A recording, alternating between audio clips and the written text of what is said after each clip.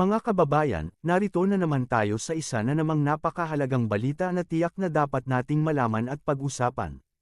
Kamakailan lamang po noong nakaraang Biyernes May 8, 2026, sa loob ng Campo Aguinaldo dito mismo sa lungsod Quezon, kung saan dito ginanap ang dakilang seremonya ng pagtatapos ng pinakamalaki at pinakamatagal na pagsasanay na pandigma sa ating bansa, ang Balikatan 2026. At sa seremonyang ito nagbigay ng makabuluhan at matapang na talumpati si Department of National Defense Secretary na si Gilberto Teodoro Jr. Kung saan matapang niyang tinuligsa ang China dahil sa pagiging mapagkunwari nito at pananakot sa mga kalapit na bansa, matapos nitong punahin ang pakikilahok ng Japan sa katatapos lamang na pagsasanay na tinatawag na Balikatan Exercise 2026. Pero bago natin ipagpatuloy ng mas malalim na pagtalakay sa lahat ng ito, nais ko munang hilingin sa inyo, na huwag ninyo sanang kaligtaang i-like ang video at mag-subscribe. Maraming salamat po sa inyong patuloy na pagtangkilik at suporta. Ayon kay Kalihim Teodoro, ang pinakamalaki at pinakatunay na banta sa kapayapaan at katatagan ng buong rehiyon ng Timog Silangang Asya ay hindi ibang bagay kundi ang walang tigil na pananakot, panghihimasok, at pang-aabuso ng China sa lahat ng kanyang mga kalapit na bansa. Ito ay hindi lamang haka-haka o isang kwento, dahil nakikita natin ito ng malinaw ang lahat ng kanilang ginagawa at kilos na ipinapakita sa iba't ibang bahagi ng ating rehiyon, lalo na rito mismo sa kanlurang dagat ng Pilipinas na ating sariling teritoryo. Ano ang ginagawa nila sa ating karagatan at sa ibang bahagi ng rehiyon? Ang parehong pamamaraan at gawain na ginagawa nila sa atin ay ginagawa na rin nila sa bansang Vietnam. Hindi lamang doon, dahil kamakailan lamang ay nakita at napansin din natin na ginawa na rin nila ito sa Malaysia at maging sa Indonesia, mariing pahayag ni Teodoro. Ipinapakita lamang nito na ang kanilang ginagawa ay hindi lamang nakatuon sa atin, ito ay bahagi ng mas malawak na estratehiya nila upang unti-unting palawakin ang kanilang kapangyarihan at sakop ng walang pakundangan at walang paggalang sa batas o karapatan ng ibang bansa.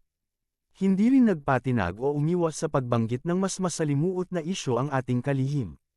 Ayon pa sa kanya, mayroon din silang natuklasan o natanggap na maraming ulat na nagsasabing ang China ay nasasangkot sa iba't ibang uri ng ilegal at masamang gawain sa maraming bansa dito sa ating rehiyon, kasama na rito ang lihim na panghihimsok o pagmamanman, iba't ibang uri ng krimen tulad ng cybercrime, human trafficking, at maging ang pagnanakaw o pagkuha ng mahahalagang lihim na impormasyon na ginagamit para sa sarili nilang pakinabang sa larangan ng kalakalan at industriya. Bukod pa rito, ibinahagi rin niya ang kanyang pagdududa at pangamba ukol sa tunay na kalidad at kaligtasan ng napakaraming produktong gawa ng China na patuloy na ipinapasok at ipinamamahagi sa ating rehiyon.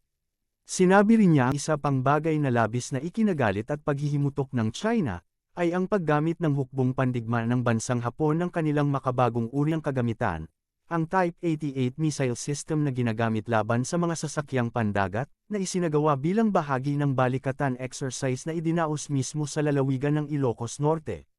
Matindi ang naging pagtutol at pagbatikos ng pamahalaan ng China dito, ngunit para kay Kalihim Teodoro ay wala itong saysay at tila nakakatawa lamang kung iisipin ang pinagmumulan ng ganitong kuro-kuro. Sinabi rin niya na talagang nakakagulat at nakapagtataka na nanggagaling ang ganitong kritisismo mula sa China, isang bansang pinamumunuan ng pamahalaang hindi nagbibigay ng kalayaan sa sarili nitong mamamayan, kung saan ang kanilang sariling hukbong sandatahan ay ginagamit hindi lamang para sa panlabas na gawain, kundi upang supulan at pigilan ang sarili nilang mamamayan mula sa pagpapahayag ng kanilang tunay na saloobin. Idinagdag pa niya na ang lahat ng pahayag o mensahe na inilalabas at ipinapalabas ng pamahalaan ng China ay tila wala nang naniniwala o nakikinig pa sa buong mundo. Ang lahat daw ng ito ay sadyang inihahanda lamang at ipinapalabas upang linlangan ang sarili nilang mamamayan at itago ang tunay nilang layunin at gawain. Dinagdag pa niya na dati pa ay sinabi na rin ng kagawaran ng ugnayang panlabas ng China na ang ganitong uri ng pagsasanay at paggamit ng mga kagamitan ay tila nagdudulot lamang ng panganib sa kapayapaan. Ngunit kung ating susuriin, sino ba talaga ang tunay na nagdudulot ng kaguluhan at banta sa lahat? Kahit pa ang pinuno ng pamunuan ng hukbong pandigma ng Estados Unidos sa rehiyon ng Indo-Pasipiko na si General Samuel Paparo ay sumang-ayon na rin, na sa kasalukuyan ay tunay na napapaharap ang ating rehiyon sa isang napakahirap at mapanganib na kalagayan, na sanhi ng walang humpay na pananakot at hindi pagkakaunawaan ukol sa teritoryo at hangganan. Sinabi ng general na nakikita natin ang iba't ibang uri ng pananakot ng China, nakikita rin natin ang pagpasok nila sa mga katubigan na sakop ng ibang bansa.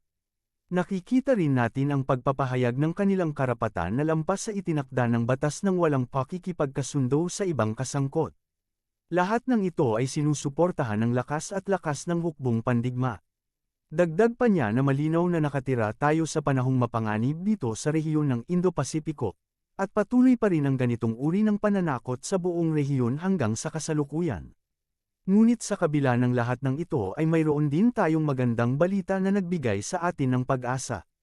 Ayon naman kay General Romeo Bronner Jr., ang pinuno ng ating sariling hukbong sandatahan ng Pilipinas. Naparami ng parami na daw ang mga kasaping bansa ng Samahan ng mga Bansa sa Timog Silangang Asya, na nagpapahayag ng kanilang pagtugon at pagkakaisa sa pamamagitan ng paglahok bilang mga tagamasid sa ating malawak na pagsasanay. Kahit na sa kasalukuyan ay nakatuon pa lamang ang kanilang pakikilahok sa mga bahagi na may kaugnayan sa pagbibigay ng tulong sa panahon ng sakuna at kalamidad, ito ay isang malaking hakbang patungo sa mas matibay na pagkakaisa ng buong rehiyon. Kung mapapansin ninyo, halos lahat ng kasaping bansa sa ating samahan ay nagpadala na ng kanilang kinatawan upang makita at matuto mula sa ating ginagawa. Dagdag pa niya na mayroon na tayong matibay na kasunduan sa pagitan ng Pilipinas at Indonesia. Mayroon din tayong tinatawag na pagtutulungan ng tatlong bansa, ang Indonesia, Malaysia at Pilipinas, na patuloy na pinapatatag at pinapalawak pa. At nilinaw rin niya sa lahat na wala ni isamang bansa ang ibinubukod o tinatabuyan mula sa balikatan. Ang lahat ay malugod na tinatanggap ang pakikilahok ng sinuman at ng pinakamaraming bansa na nagnanais na makilahok para sa kapakanan ng lahat. Dapat masanay na ang Pilipinas sa pagiging mahilig ng China sa pagtuligsa, parte kasi yan ng kanilang estratehiya. Kung sa aking opinyon, ang ginagawa ng China ay nang aasar lamang, kung sino ang maunang maasar ang siyang talo. Kung obserbahan ang kanilang mga ginagawa talagang mahilig silang pamuna at magbigay ng warning na feeling akala mo talagang makipagdigma talaga. Sa Japan palang takot na sila, talagang mahalata mo na sobrang takot nila dahil na-experience na nila kung paano sila nasakop ng Japan dati. Kaya lahat ng galaw ng Japan ay tinutulig sa nila. Kung talagang matapang sila dapat hinaharas nila ang Japan katulad sa ginagawa nila sa Pilipinas, kaso alam nila na popoligan kaagad sila ng Japan. Kahit ang Taiwan hindi nga nila maatake dahil hindi nila kakayanin ito, dinadala na lang nila sa propaganda at paninindik sa pamamagitan ng military drill na malapit sa Taiwan. Palagi silang nag-iingay para palabasin na malakas sila. Nagbabaka sakali silang madadala nila sa sindak ang buong mundo. Kaya ayos din ito si Gibo Teodoro Jr. dahil hindi rin nagpapasindak sa China. Dapat huwag magpasindak ang Pilipinas sa China, kapag magpapaapi tayo, lalong lumalakas ang kanilang loob na agawin ang ating teritoryo, at lalo nila tayong guguluhin sa hinaharap. Iyan lamang muna mga kababayan. Muli, maraming salamat sa inyong oras at sa pagtutok sa aking video. Mabuhay ang Pilipinas!